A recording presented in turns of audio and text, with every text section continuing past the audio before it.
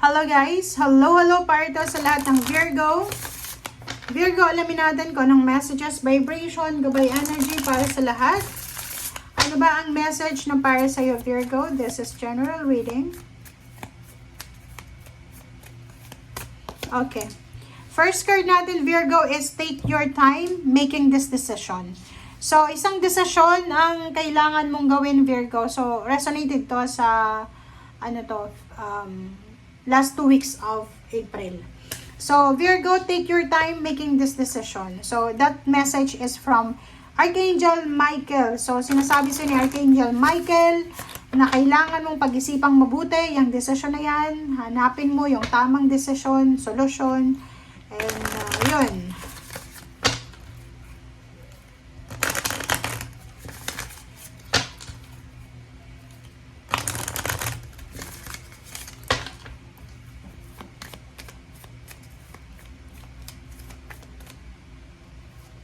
Okay, nurture yourself from Virgin Mary. So, Virgo, sinasabi ng bara sa'yo na kailangan natin pag-isipan ang lahat ng decision, actions na kailangan natin gawin. Kailangan mo rin alagaan ang iyong sarili, mentally, spiritually, psychologically, physically, and financially. Okay.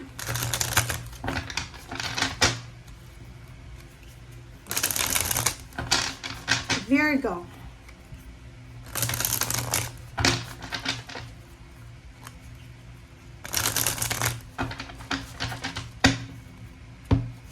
Oops, sorry.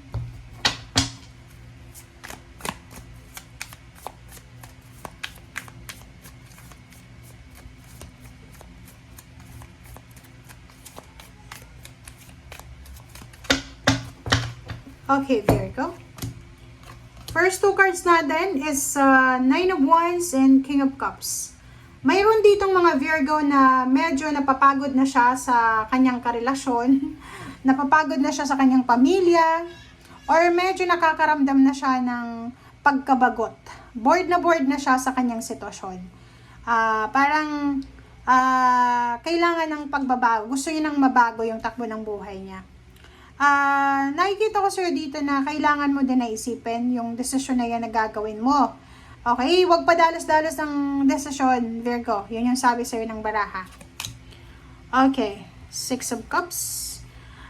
Sinasabi ng baraha sa'yo dito na merong Virgo na nag-iisip siya, inaalala niya yung mga nakaraan. Siguro marami siyang pera dati, may trabaho siya dati, may business siya dati, parang ganon. So, nagre-reminisce siya ng mga time na may hawak siyang pera. Anytime kung may gusto siyang bilhin, bili lang siya ng bili. So, parang nakikita ko siya dito na yung panahon na may hawak ang pera, namimiss mo siya sa panahon ngayon. Okay.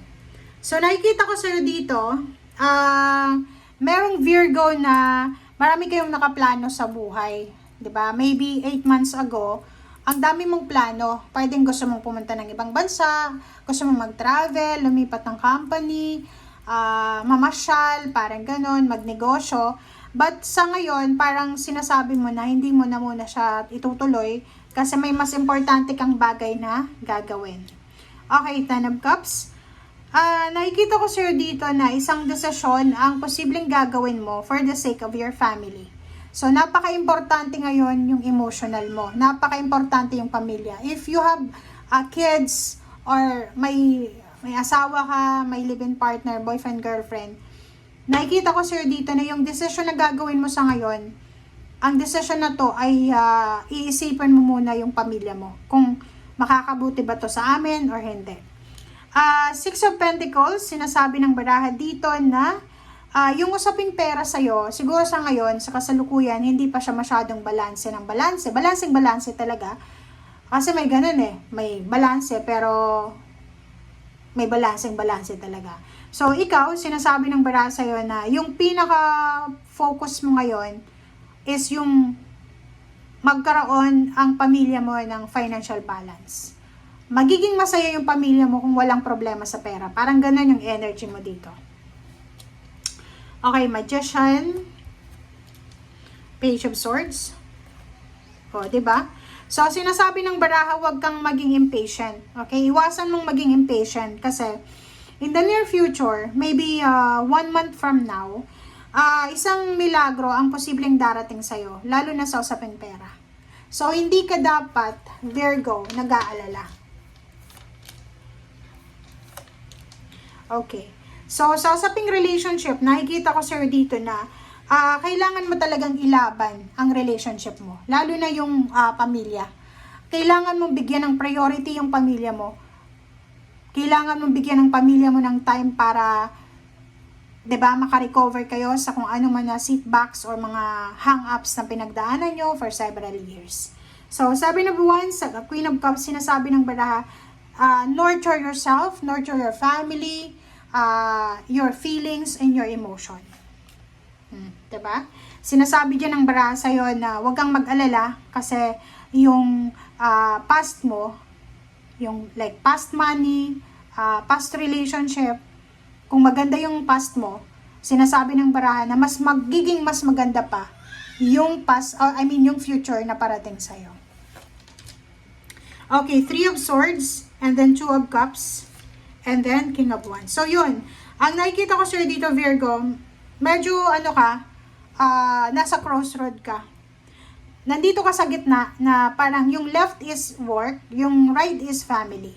So, nasa gitna ka, hindi mo alam kung ano yung pipilian mo. It's either work, it's either family, or it's either yourself. So, comment down below if you resonated. Pero in the near future, sinasabi ng baraha sa'yo, kung makakapaghintay ka lang ng konti, in the near future, isang milagro, isang financial miracle, ang posibleng darating sa'yo. 'Di ba? Yung mga wishes mo, yung dreams mo, on the way na 'yan. Pero sinasabi ng baraha sa'yo na as much as possible, kailangan mong magdahan-dahan. Okay? Slow down, huwag magpadalos-dalos, kailangan mong maging secure, parang ganun. Okay? And dito sa ilalim mo is 2 of Swords. Yung 2 of Swords dito, yun nga yung sabi ko sa'yo ditong nasa crossroads ka. Okay?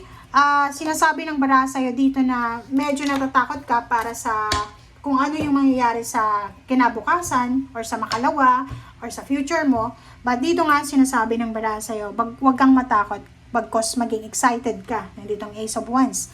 Maging excited ka kasi yung sinasabi ng baraha, kung anong pinagdadaanan mo sa ngayon, wala kang pera sa ngayon, nako, pagtatawanan mo na lang yan sa future. Kasi sa future ay sobrang marami kang pera. Queen of Pentacles. Marami kang mahawakan na pera. Yung dreams, yung pangarap mo sa buhay, makukuha mo yan sa future. So, ako sa'yo, kung wala kang pera ngayon, wala kang trabaho, wala kang business, relax lang. Basta isipin mo, naku, sabi sa akin sa tarot, magiging mayaman ako. Yun lang ang ligay mo sa isip mo. And yun, after mo makapagpahinga, after mo refresh, charge ng energy, hanap ka ng trabaho. Diba? Hanap ka ng source of income. Kasi yun yung tama eh. Pag nasa crossroad ka, pag walang kasiguraduhan, magpahinga ka. Okay? Thank you guys. Bye!